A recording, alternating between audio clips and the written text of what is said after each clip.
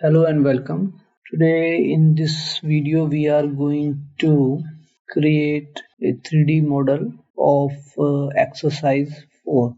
Okay, this is simple 3D model in which we will create two circles and then we will extrude it in opposite direction. Okay, so simply click on this sketch tool, then select the front plane. Now create two circles. One is of 40 dia and second of 20 dia. Click on this origin as a center point, then specify the dimension 40 for bigger circle. Next, click on the center point and then specify 20 for minor circle. Next, click on this finish sketch and select this extrude tool. Okay. Now what we have to do is click on this outer circle. If we will drag it out, it is like a washer, but we have to create a complete cylindrical portion. We will extrude cylindrical portions, for which we have to select this inner circle. Now it is a complete solid circle and we will drag it outside and its length is 30. Okay, 30 is already specified. So click on this OK button. Next, click on this extrude and here we have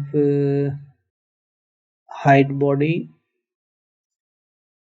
So sketch and we have to extrude this portion in this direction. Okay, so it is 30. So minus 30 already and operation is joined and click on this OK. So this way we can create a 3D model by creating two circles and then extrude it. Okay, thank you.